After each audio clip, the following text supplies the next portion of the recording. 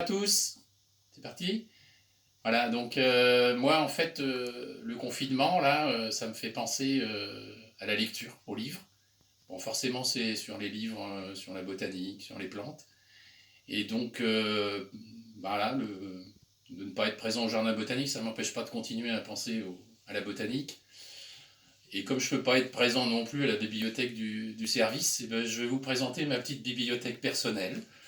Voilà, qui m'a parfois aidé à construire certaines thématiques sur le jardin botanique, notamment la collection de plantes tinctoriales, hein, qu'on a beaucoup augmentée. Et donc une de mes bibles se trouve ici. Alors je vais pousser, c'est un petit peu le bazar, il faut un peu pousser les petites affaires pour attraper les livres, notamment Modigliani, là, qui nous gêne un peu. Voilà.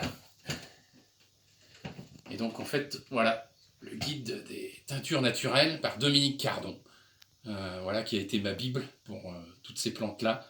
Un ouvrage très scientifique, mais aussi très vulgarisant, donc vraiment tout ce qu'il nous fallait pour développer cette thématique. Voilà, ça c'est voilà, un des livres que je connais presque par cœur. Et puis je vais vous montrer un vieux livre, un de mes premiers livres sur les plantes que j'ai eu, et qui a été sans doute le déclic de ma passion pour le végétal.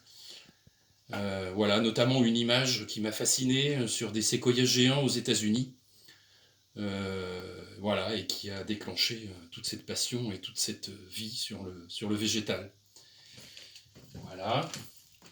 Alors c'est quelques-uns, hein, parmi d'autres évidemment, je ne peux pas tout vous montrer, il y en a quand même pas mal. Et alors je vais vous en montrer un autre, voilà, que j'aime bien. Alors tous ces ouvrages ici, là, c'est des ouvrages sur la philosophie du jardinier. Voilà. Et hop, voilà, des jardins et des hommes,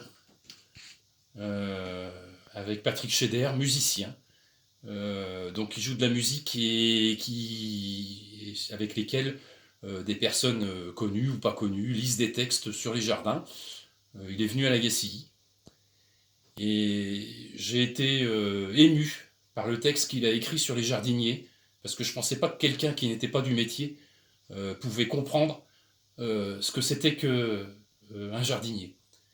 Donc en fait, je lui ai écrit à Patrick Scheder, et il m'a appelé au téléphone pour me remercier.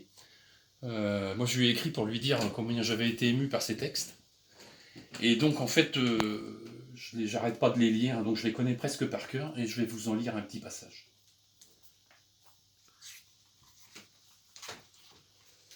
Voilà. Alors, ça s'appelle, le texte, c'est L'éloge des jardiniers par Patrick Scheder.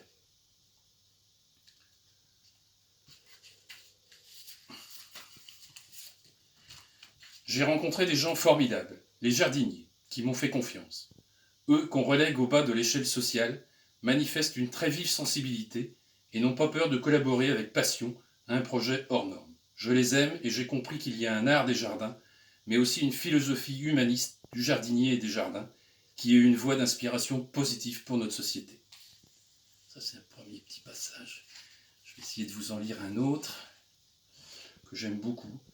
Peu à peu, j'ai compris que l'improvisation s'accordait parfaitement au concept de musique au jardin.